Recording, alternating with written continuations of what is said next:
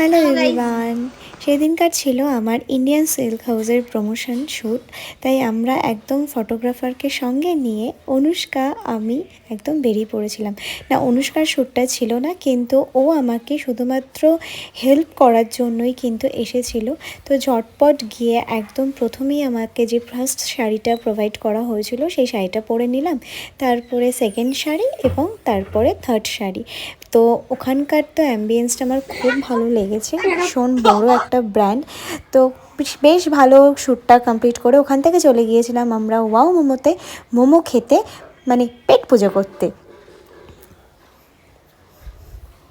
তারপর এই কয়জন মিলে আমরা ঠিক 5টা মোমো খেয়েছি।